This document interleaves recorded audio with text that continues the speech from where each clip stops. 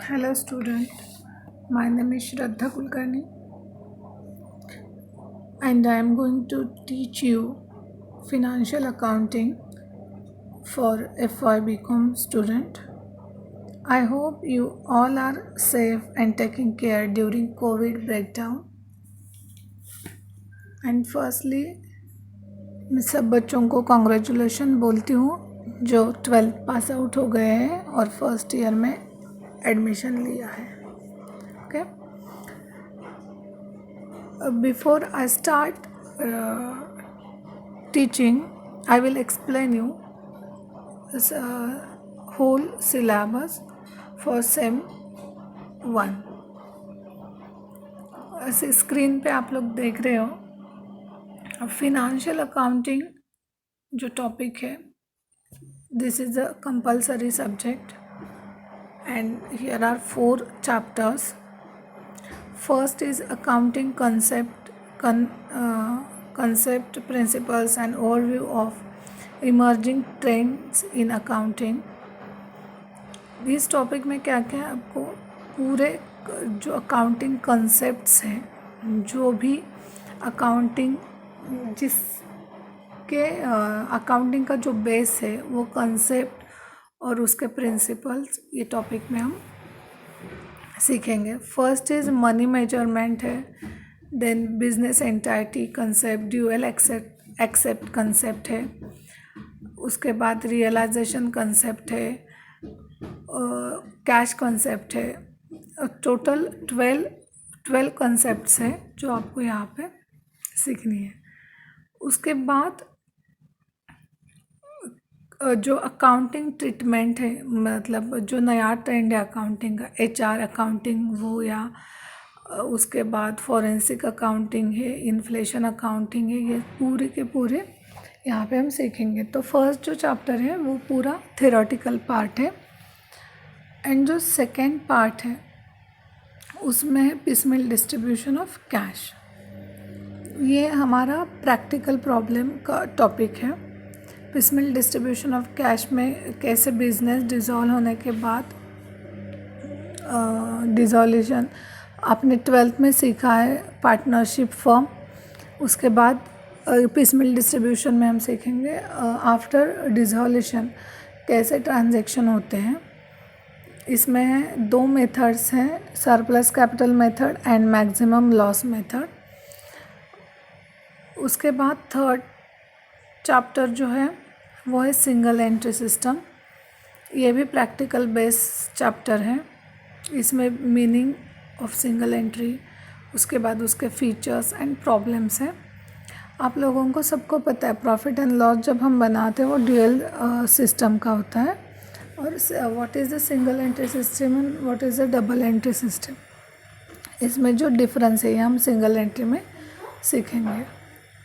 Then last chapter जो है introduction to goods and service tax laws and accounting. मतलब GST जो है आप लोगों ने सुना है, व्हाट इज़ GST. तो वो जो है, तो GST क्या है, एक्चुअल GST कैसे इम्प्लीमेंट होता है, वो जो सब हमारा है वो हम क्या करेंगे इस टॉपिक में सीखेंगे. उसके बाद हमारा फर्स्ट चैप्टर जो है वो जो अकाउंटिंग कंसेप्ट है वो मैं पहले स्टार्ट नहीं करूँगी. मैं पहले स्टार्ट करूँगी piecemeal distribution of cash. Piecemeal distribution of cash ये जो सेकेंड चैप्टर है, फर्स्ट मैं वो पढ़ाऊँगी क्योंकि जो थ्योरी पार्ट है, अगर थ्योरी पार्ट से स्टार्ट करेंगे तो आप बोर हो जाओगे. इसलिए मैं पहले प्रैक्टिकल प्रॉब्लम का चैप्टर ले रही हूँ ताकि आपको अकाउंट में थोड़ा इंटरेस्ट आ सके या फिर आपको अकाउंट अच्छा लगे, इसलिए. ओके. तो first I will explain you what is the piecemeal and what is the distribution of cash. Piecemeal means part. Piecemeal means part. मतलब जो भी है वो पार्ट में करना है, पिसमिल का मीनिंग है. और डिस्ट्रीब्यूशन ऑफ कैश का मीनिंग क्या है, कैश डिस्ट्रीब्यूट करनी है. कैसे करनी है, पार्ट में कैश क्या करनी है, डिस्ट्रीब्यूट करनी है. dissolution of a firm means a complete breakdown of the partnership relation between all the partners. When a partnership firm is dissolved, the question arises how to distribute the cash and various installment among the liabilities. In the practice, the sale of assets is not an easy job.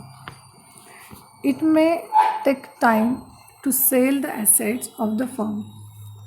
Thus, the realization of assets is part by part and it is piecemeal. In this process, it is assumed that all assets are realized properly on the date of dissolution. In short, if all the assets are realized immediately on dissolution of the firm, then all the liabilities may also be paid off and the partners will receive the amounts due to them on capital accounts. At that time, it is called as a piecemeal distribution of cash.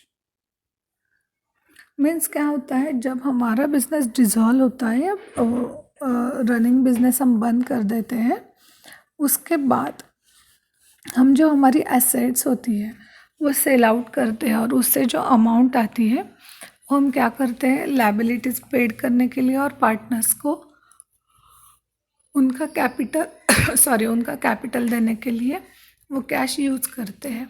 वो कैसे मतलब asset realise होने के बाद, मतलब sell out होने के बाद हम वो अमाउंट यूज़ कर सकते हैं. ओके. अब नेक्स्ट जो इसमें मेन इम्पॉर्टेंट थिंग है वो है ऑर्डर ऑफ पेमेंट. मतलब अगर हमारा बिजनेस है, स्टार्ट था रनिंग बिजनेस, हमने बंद कर दिया, डिज़ोल्व हो गई हमारी पार्टनरशिप फॉर्म, तो उस टाइम जब हमारा बिजनेस स्टार्ट हो रहा था या फिर हमारा बिजनेस शुरू था, दैट टाइम जो पार्टनर्स थे उन्होंने कितना कैपिटल लाया है, और हमने अगर थर्ड पर्सन से कुछ लोन लिया है या बैंक से कुछ लोन लिया है, तो हमें क्या करना पड़ता है, वो पहले लायबिलिटीज़ पेड करनी पड़ती है. मतलब ऐसे नहीं कि हमने डिसीजन ले लिया कि हमें बिजनेस बंद करना है, पार्टनरशिप डिज़ोल्व करनी है और हो गया. तो एक्चुअल जो पार्टनरशिप एक्ट और कंपनी एक्ट में जो रूल्स एंड नॉर्म्स मेंशन किए हैं, उस हिसाब से आपको क्या करना पड़ता है, आपकी जो भी लायबिलिटीज़ है वो पेड करनी पड़ती है और जो भी अमाउंट रिमेनिंग अमाउंट जो है वो पार्टनर्स में डिस्ट्रीब्यूट करते हैं. इसके जो रूल्स एंड रेगुलेशन है उस हिसाब से हमें क्या करना है, पिसमिल डिस्ट्रीब्यूशन ऑफ कैश में प्रॉब्लम सॉल्व करना है. तो बेसिक कंसेप्ट इसकी क्या है, तो जब पार्टनरशिप डिसॉल्व होती है या बिजनेस बंद कर देते हैं, तो उस टाइम हम क्या करेंगे, जो भी थर्ड पार्टी लायबिलिटीज़ है या गवर्नमेंट ड्यूज़ है या पार्टनर्स की इन्वेस्टमेंट है, वो हम क्या करेंगे, पेड करेंगे. तो ऑर्डर ऑफ पेमेंट में हम क्या सीखेंगे, first realisation expenses and contingent liability paid. Realisation expenses मतलब क्या होता है, जब हमारे पार्टनर्स होते हैं, अगर उन्होंने बिजनेस में इन्वेस्टमेंट की है या फिर हमने कोई एम्प्लॉय रखे तो उनकी सैलरी देनी है, जैसे लाइट बिल पे करना है, ऐसे जो एक्सपेंसेस रहते हैं वो हमें पहले कंप्लीट करना होता है ट्रांजैक्शन उसका. मतलब अगर किसी का पेमेंट बाकी है किसी एम्प्लॉय का, तो पहले हम क्या करेंगे, पेड करेंगे. उसके बाद जो भी छोटे छोटे एक्सपेंसेस है, जैसे लाइट बिल पेड करना हो या फिर उसके बाद किसी की सैलरी पेड करनी है तो वो करेंगे. उसके बाद कॉन्टिजेंट लायबिलिटी जो आती है वो कंप्लीट करेंगे. मतलब any contingent liability cash equal to liability should be set aside before making payment to other climates, for example bills under discounting. Okay. Second point आता है ऑर्डर ऑफ पेमेंट का, वो है थर्ड पार्टी लायबिलिटीज़. अब third party liabilities means क्या होता है, partners को छोड़ के, बिजनेस में जिस पार्टनर्स ने इन्वेस्टमेंट की है वो छोड़ के जो थर्ड पर्सन होता है या फिर बैंक होती है उसको थर्ड पार्टी लायबिलिटी बोलते हैं। इसमें कौन कौन आ सकता है? एक तो क्रेडिटर्स, उसके बाद secure creditors, bank, partners, wife's loan या partners loan. Okay, preferential creditors means वो कैसे पेड करेंगे हम? After payment of realisation expenses and contingent liability the preferential creditors like government dues और government taxes should be paid. क्योंकि उन जो भी गवर्नमेंट के ड्यूज़ है वो हम क्या करेंगे? फर्स्ट पेड करेंगे, उनको पहले प्रायोरिटी देंगे। हमारा जो भी ये लायबिलिटी पेड करते हैं हम जब सॉरी, तब हम क्या करेंगे? First preference government dues paid करने के लिए देंगे। उसके बाद secured creditors. Secured creditors means अगर हमने बैंक से कुछ लोन लिया है तो उसके अगेंस्ट हम कुछ तो मॉर्गेज रखते हैं, या फिर डिबेंचर होल्डर होते हैं उनको डिबेंचर इंटरेस्ट देना पड़ता है। तो गवर्नमेंट ड्यू पेड करने के बाद हम क्या करेंगे? सिक्योर्ड क्रेडिटर्स की लायबिलिटी पेड करेंगे। Secured creditors should be paid first out of the amount realized from the securities given. If the amount realized from securities is more than the liabilities, the excess cash should be used for payment of unsecured creditors.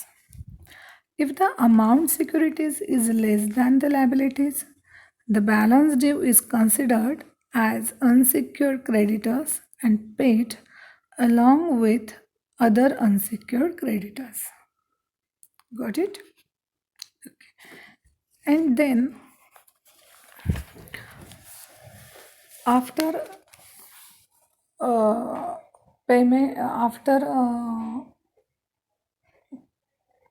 जो हमारे मतलब after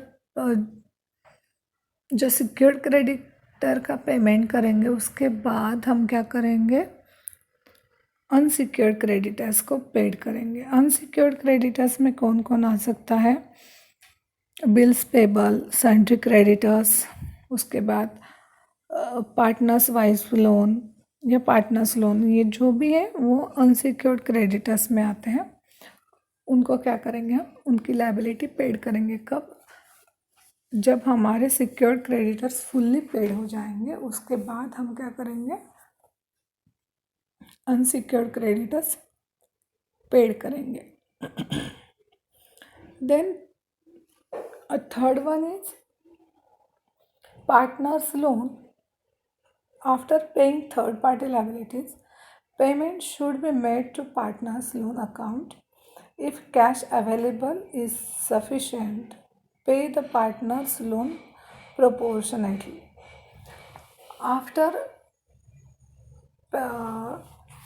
paying all creditors, then हमारे पास अगर कुछ sufficient cash balance available है, that time हम क्या कर सकते हैं? पार्टनर्स का जो लोन है वो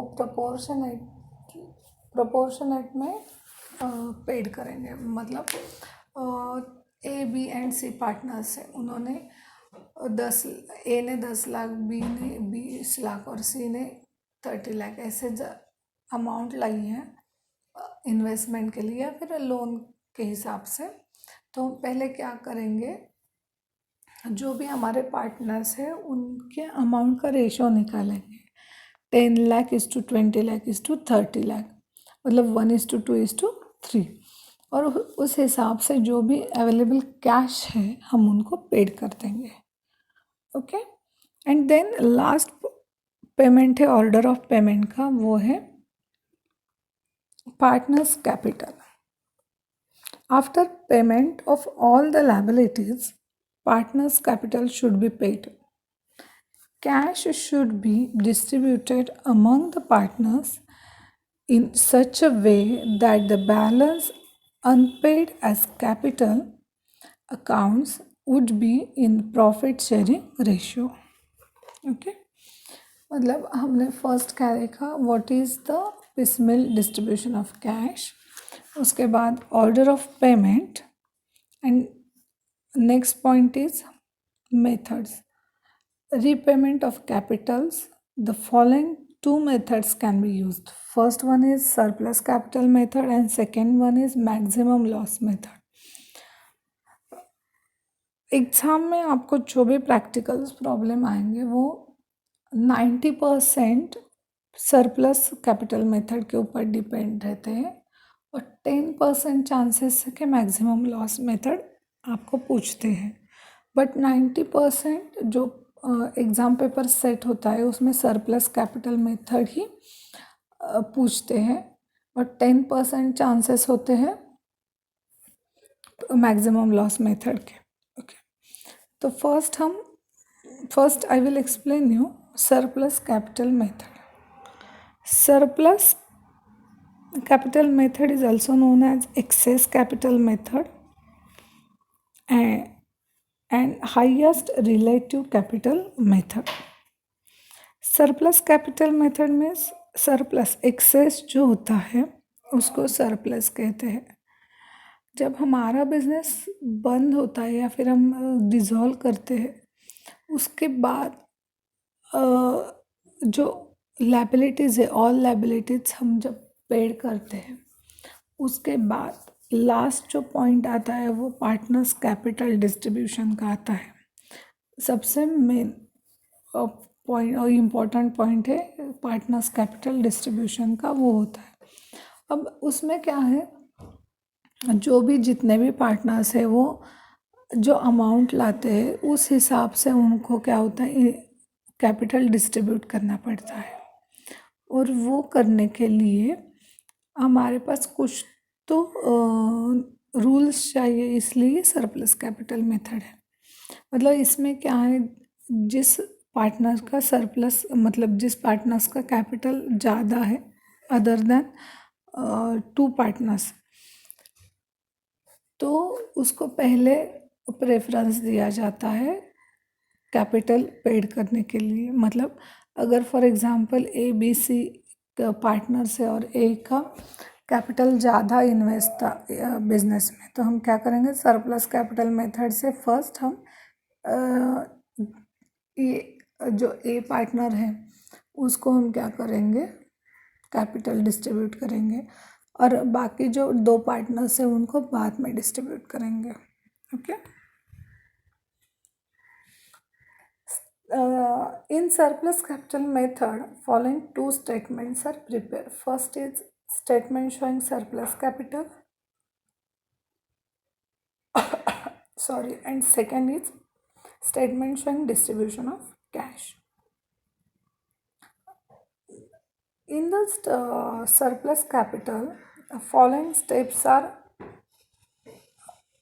considered for preparing statement showing surplus capital. First is a balance of partners' capital as per balance sheet.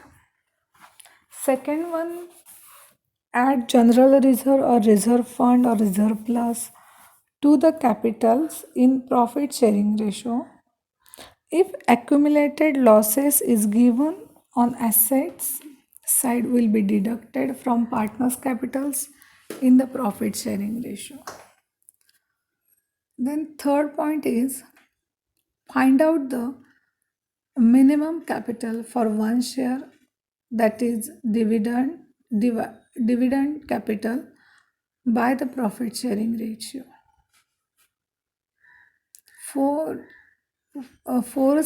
Fourth step is taking the base of minimum capital, distribute the capitals of all partners in their profit sharing ratio. Next step is deduct the proportionate capitals from the original capitals. The difference will be excess capital.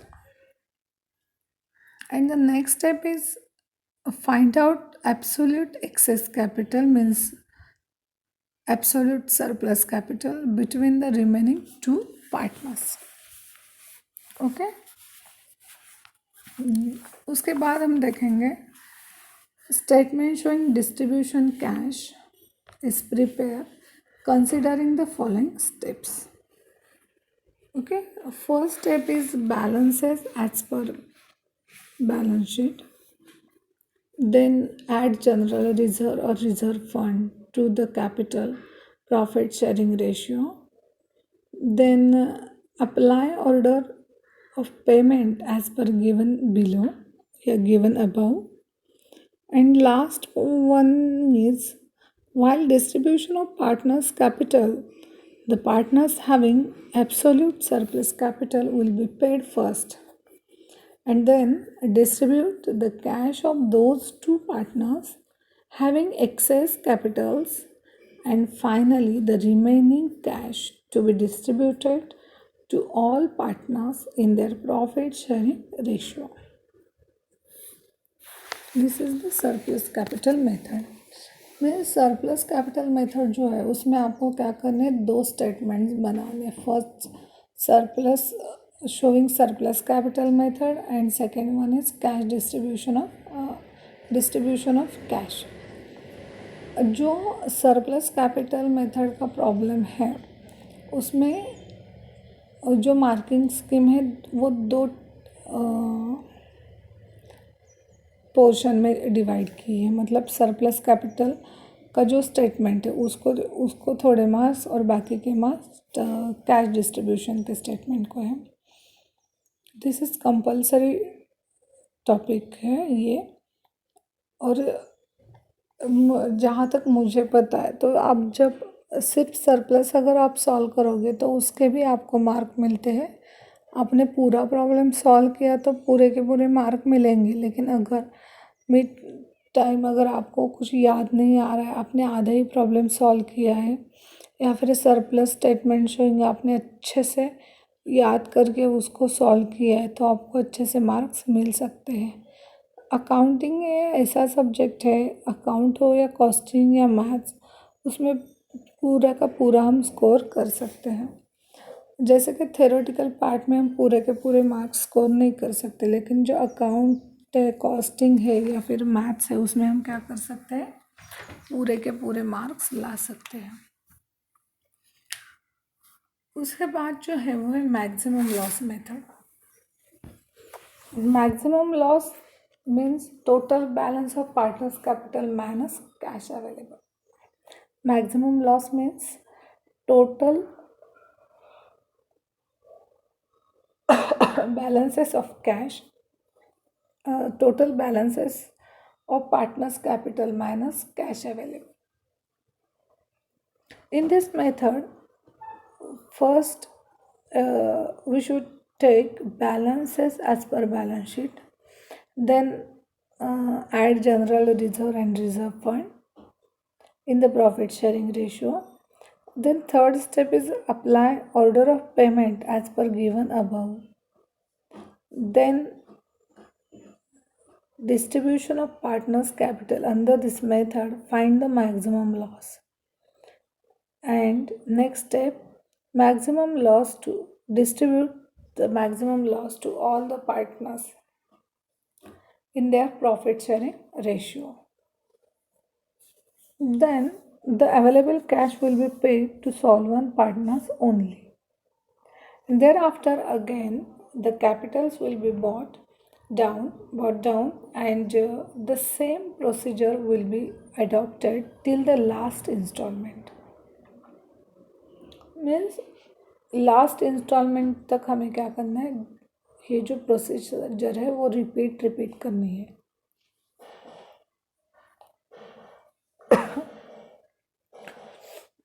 उसके बाद क्या करना है, जो भी loss आता है उसको मेंशन करना है.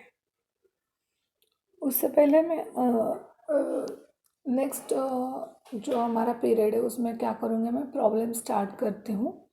उससे पहले मैं आपको बताना चाहती हूँ कि जो अकाउंटिंग का बुक है, निराली पब्लिकेशन का बुक है, वो सब स्टूडेंट को कंपलसरी लाना है. क्योंकि अकाउंटिंग सब्जेक्ट ऐसा है कि उसमें आपको खुद की प्रैक्टिस बहुत इम्पोर्टेंट है.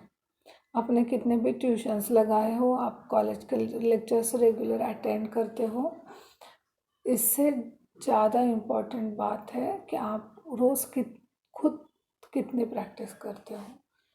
आप जब खुद प्रैक्टिस करोगे तभी आपका अकाउंटिंग हो या कॉस्टिंग या मैथ्स हो, आपका अच्छा हो सकता है। ऐसे नहीं आज आपने लेक्चर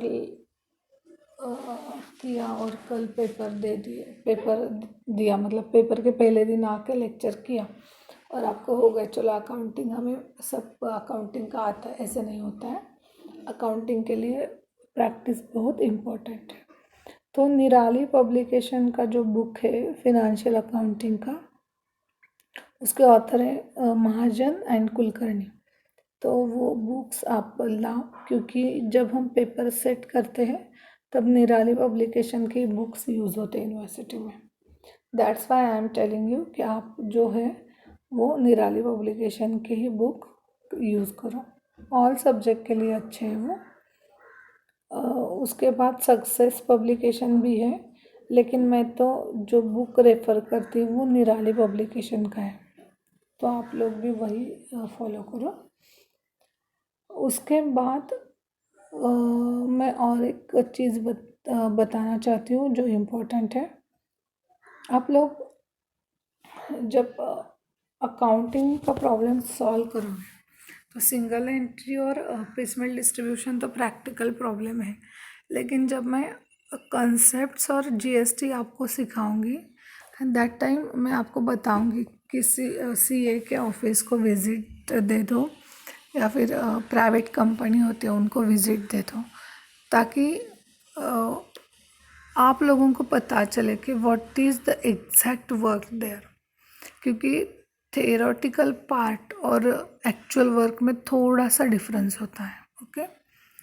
और जो अकाउंटिंग का सब्जेक्ट है वो आपको उसमें से आपको थ्योरी 70% है और 30% आपको प्रैक्टिकल के मार्क्स हैं, मतलब प्रैक्टिकल भी आपको बनाने हैं और थ्योरी पेपर भी होगा आपको। तो वो सब मैं आपको जब सिलेबस कंप्लीट होगा मैं आपको बताऊंगी क्या क्या प्रैक्टिकल्स आपको बनाने हैं। आई थिंक आपको पिसमिल डिस्ट्रीब्यूशन की कंसेप्ट क्लियर हो गई होगी। मैं फिर एक बार रिपीट करती हूँ लेक्चर ख़त्म होने से पहले। पिसमिल मीन्स पार्ट पार्ट और डिस्ट्रीब्यूशन ऑफ कैश मतलब कैश का डिस्ट्रीब्यूशन मीन्स पार्ट पार्ट में कैश डिस्ट्रीब्यूट करना mean is equal to piecemeal distribution of cash. जब कंपनी डिसॉल्व होगी या फिर पार्टनर्स खुद डिसीजन लेंगे कि कंपनी बंद करते हैं, उस वक्त आपको क्या करना है, कंपनी बंद करने के बाद मतलब वो जो प्रोसीजर कंप्लीट होती है उस टाइम में आपको क्या करना है, जो भी लायबिलिटीज़ है वो पहले पेड करनी होती है। उसके बाद जिसकी सैलरी पेंडिंग है उसको सैलरी देनी पड़ती है। उसके बाद सब लायबिलिटीज़ पेड हो जाने के बाद अगर कुछ कैश अवेलेबल है तो पार्टनर्स ने जो कैपिटल लाया है वो पेड करेंगे, और उसके बाद फिर से कुछ कैश अवेलेबल है तो पार्टनर्स को उनके प्रॉफिट शेयरिंग रेशियो में डिस्ट्रीब्यूट करेंगे। ओके।